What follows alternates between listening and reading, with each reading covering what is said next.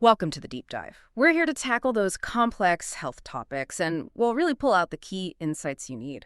Today, we're jumping into something that's both medically intricate and deeply personal, the fertility journey. Yeah, it's a journey that for so many people feels overwhelming. There's Yeah. just so much information, so much stress. So Ah, our aim here is to really distill how integrating complementary approaches, specifically, we're talking acupuncture and herbal treatments, works with conventional fertility care.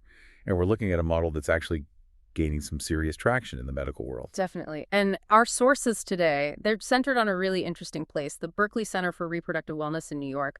We're focusing on the work of Mike Berkeley. He's a licensed acupuncturist, a fellow of the American Board of Oriental Reproductive Medicine, and really a pioneer, apparently the first acupuncturist in the U.S. to focus exclusively on fertility. His center's been doing this for, over 20 years now? He basically wrote the playbook. That's right. And it's important to frame this correctly, I think. This isn't about replacing conventional medicine. Yeah. Not at all. It's about a structured, integrative model. Think Eastern wisdom working hand in hand with Western protocols.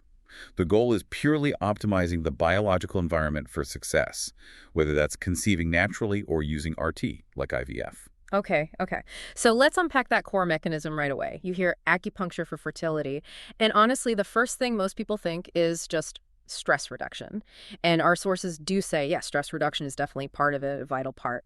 But physiologically, Hmm. what's actually happening in the body, specifically for women? Well, the research really points to blood flow. That seems to be a primary mechanism. We're talking about a significant increase in blood flow, specifically to the ovaries and the uterus. Okay, so more blood flow means. It means better nutrient delivery, better oxygenation. Think about it. The ovaries need that rich supply to produce high-quality eggs. And the uterus needs good circulation to build a healthy lining for implantation.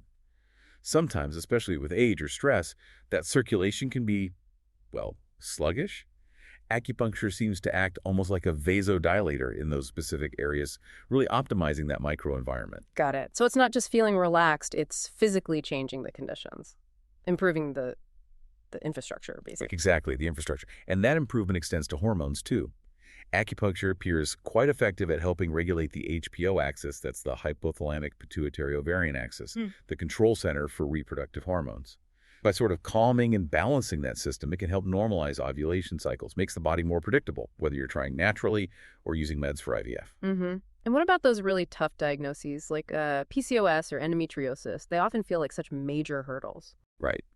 For conditions like PCOS and endometriosis, the focus often shifts a bit. It's about tackling chronic inflammation and sometimes insulin resistance. Acupuncture is used quite specifically to try and reduce that systemic inflammation. Quieting down the environment can make implantation less difficult. It's also aimed at addressing some of the hormonal chaos that often comes with those conditions. Now, here's something often missed, I think. Fertility struggles aren't just about women, are they? What do the sources say about male factor infertility? This is critical. Oh, absolutely critical. The material is very clear. This needs to be a two-person strategy. Acupuncture shows demonstrable benefits for male factor issues. It works on improving the key semen parameters. Count, volume, motility. That's how well the sperm swim. And morphology, which is their shape. So better sperm quality overall. Exactly. When you optimize sperm development over that crucial time window, you increase the percentage of viable, healthy sperm. And that directly impacts the chances of fertilization and a healthy pregnancy. That dual approach makes perfect sense. And it leads us right into this idea of integration. The sources keep talking about using these methods with Western medicine, especially IVF. So for someone already on the RTF path, what does that integration look like in practice? This is where you really see the synergy. Right. Acupuncture isn't just a general add-on. It's timed very precisely with IVF cycles. Right. And studies suggest that when used together, it can actually improve overall IVF success rates. It's not just about the egg and sperm quality we mentioned. Right. It's also about enhancing that uterine environment, improving the thickness and the receptivity of the lining. That's absolutely essential for an embryo to implant successfully. And the timing can be incredibly specific, can it? The sources mention that. Oh, extremely specific. The Berkeley Center, for instance, offers pre- and post-embryo transfer acupuncture. These sessions are super time sensitive. Sometimes they need to happen within just a few hours of the actual transfer procedure. So to make that work, they're available basically 24/7, 7 days a week in Manhattan for those really critical implantation-focused treatments. Wow, okay. That level of availability highlights the commitment. Which brings me to the next point, the duration. Twice a week for 3 months. That sounds intense, Yeah. emotionally, financially, time-wise. How do the sources justify that commitment, especially to someone who might already feel totally burnt out by appointments? Yeah, that's a fair question, and it gets right to the biological reasoning. It's fundamental. That 3-month period, it's not arbitrary. It's based entirely on biology specifically, gametogenesis. It takes roughly 90 days, 3 full months, for an immature egg cell, a new site, or an immature sperm cell to develop and mature fully. Ah, okay. So you're treating the development process. Precisely. If you want to influence the quality of the egg or sperm that will be involved in conception, whether natural or via IVF retrieval, you have to start treatment at least 3 months before. You're not just treating symptoms day of. Yeah. You're proactively trying to optimize the quality of the cells themselves. So if you start later, you've essentially missed the window to influence that specific batch of eggs or sperm. That's the rationale, yes. And it's not just needles. The sources also highlight a couple of other tools in their kit. There's customized herbal medicine working from the inside out to support the system, maybe reduce oxidative stress, things like that. And they also use something called low-level light therapy, or LLLT. LLLT. Okay, that sounds pretty high-tech, like light therapy for fertility. How does that work? Yeah, it does sound a bit sci-fi, doesn't it? But there's a theory behind it, connecting Eastern and Western ideas. Basically, as egg cells age, their mitochondria, the little energy factories inside the cell, can become less efficient. This impacts egg quality, especially in older patients.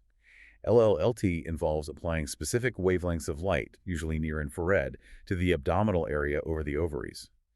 The idea is that this light energy might stimulate mitochondrial function, kind of giving those aging egg cells an energy boost, promoting better follicular development and, hopefully, better quality eggs. Interesting. Boosting the cell's own energy production. That's the concept. And importantly, the sources stress that when performed by licensed, experienced practitioners, this whole toolkit acupuncture, herbs, LLLT is considered safe for women trying to conceive, with no significant side effects reported.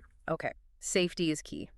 Now, before we get into the personal stories, one detail about the commitment timeline stood out. Treating patients until week 13 of pregnancy. Why that specific point? Yes. That's about miscarriage prevention, primarily. It's a really critical point. The data shows that something like 90% of miscarriages happen by or before the end of week 12. So, providing continued supportive care with acupuncture through that vulnerable first trimester aims to help stabilize the pregnancy, support hormone levels, and potentially reduce the risk during that major danger zone. Right, okay. That makes a lot of sense. So let's shift to the practitioner himself. Mike Berkeley's own story is pretty compelling, a classic case of skeptic turned true believer. It really is. It apparently started from a place of deep personal struggle and, frankly, cynicism. He and his wife were facing infertility. He was, I gather, working a high-stress job, totally dismissive of acupuncture. Mm-hmm. Their diagnosis was tough. He had issues with sperm morphology and motility, and she had anti-sperm antibodies, a double whammy. After years of frustration and failed attempts, his wife found an acupuncturist and herbalist. She eventually persuaded him, the ultimate skeptic, to go for treatment too. That must have taken some convincing. You bet. But they both committed. They did that 3-month protocol we talked about, and well, it worked. 3 months later, his wife conceived naturally. They have a son now. And that experience, that complete turnaround against the odds, was apparently the catalyst. It led him to completely change careers and dedicate, 6 years to intensively studying acupuncture and Chinese medicine. He wanted to figure out how to replicate that success for others. That's quite the origin story. And it leads us to the results for others. Margot's testimonial in the sources. Wow. It starts from such a difficult place, a place many listeners might recognize, and then there's this incredible shift. Can you walk us through her specifics? Margot's case is powerful.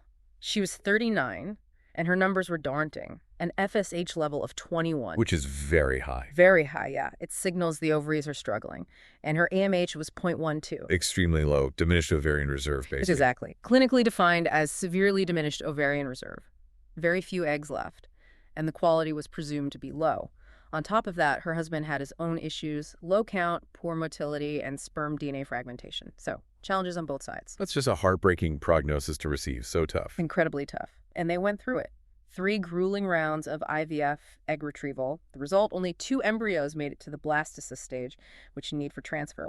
And then the final blow. Pre-implantation genetic testing, PGTA, showed both were chromosomally abnormal, unviable. Oh, man. That PGTA result, after everything. That's often where hope just shatters for people. Absolutely devastating. But instead of giving up, Margot decided to pivot entirely to this intensive, integrated approach. She committed fully 5 months of customized acupuncture and herbal medicine at the Berkeley Center. Then she went for a fourth IVF retrieval. This time, 6 eggs retrieved a better number for her. That resulted in 3 blastocysts. And here's the kicker, the real aha moment. All 3 blastocysts tested chromosomally normal after PGTA. All 3, from 0 normals to 3. All 3 normal. It's a remarkable turnaround, statistically speaking. And the update in the source was that she was 37 weeks pregnant at the time. That shift from 0 viable embryos to 3. That's the kind of outcome data that really makes you pay attention to the potential of this integrative model. Wow. And Margaret's story also mentioned the care itself, describing the practitioner almost like a therapist, a cheerleader. What did other patient stories say about the experience of care there? Yeah, that compassionate aspect comes up repeatedly in the patient feedback. People consistently describe the practitioners as knowledgeable, yes, but also incredibly attentive and compassionate. They talk about feeling like they were in a safe space, which is so important during such a vulnerable, often isolating journey. Feeling genuinely heard, feeling like the practitioner was truly invested in their success, not just going through the motions. And there was that interesting anecdote about honesty, about ethical practice. That stood out. Right. That one patient who, after finally getting pregnant, wanted to keep coming for sessions past week 12, just for reassurance, willing to pay. And the practitioner apparently declined, explaining that the research just doesn't support a clinical benefit beyond that 12 or 13-week mark for miscarriage prevention. That kind of honesty, putting the patient's actual needs and finances ahead of potential revenue, that really builds trust. It speaks volumes, I think. It really does.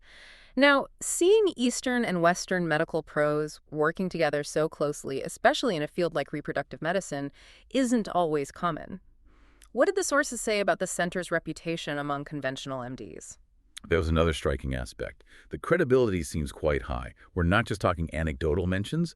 The sources include recommendations from multiple medical doctors, reproductive endocrinologists, REIs, owners of major NYC fertility clinics, even an associate dean from Weill Cornell Medical College. These are established figures in conventional medicine vouching for this integrative approach. And what specific things were they praising Mike Berkeley for? Several things. His deep understanding of reproductive endocrinology and infertility itself. One MD even commented he probably reads more REI literature than many active REIs do. Also, his ability to tailor the acupuncture and herbal protocols to complement the specific IVF protocol the patient's REI is using. So they work in sync, not at cross purposes, and recognition is a genuine pioneer in integrative reproductive medicine. He helped design the ABORM certification, for example. He's seen by many in the field as a specialist peer. Okay, so a high degree of professional respect there. Finally, beyond the treatments themselves, the acupuncture, the herbs, the light therapy, what about lifestyle? What non-medical factors did the sources stress are crucial for success? They really emphasize that this is a partnership, and the patient's lifestyle is a huge part of the equation. It's non-negotiable, really. We're talking about the fundamentals. Adopting a clean, healthy diet, maintaining a healthy weight, actively managing stress through things like yoga or meditation, and, crucially, avoiding alcohol and smoking completely. The treatments can help optimize the biology? Absolutely. But the patient has to provide the best possible foundation for that optimization to work effectively. Right. It's a truly holistic approach in that sense. So this deep dive, it really underscores that personalized integrative fertility treatment goes way beyond just relaxing. It's targeting fundamental biology, blood flow, hormones, inflammation, even cellular energy, like with LLLT. And we saw in Margot's case how it can potentially shift outcomes dramatically, even when the initial prognosis looks bleak. Exactly. I think the big takeaway from these sources is that achieving the best possible fertility outcomes often means moving beyond looking for a single magic bullet. It suggests that a comprehensive strategy, one that intelligently blends ancient wisdom like acupuncture with modern medical diagnostics and treatments, might be the most effective path forward for many people. A powerful case for personalized, sustained, collaborative care. Which leads to a final thought for you, our listener. We heard how crucial that supportive care is through week 13, specifically aimed at miscarriage prevention during that most vulnerable window. So, thinking about that model continuous holistic support during a critical phase, what could that inspire in other complex health areas? Think about chronic conditions or maybe long-term recovery after major illness like cancer. How could that kind of sustained integrative support model make a difference there? Something to consider until our next deep dive.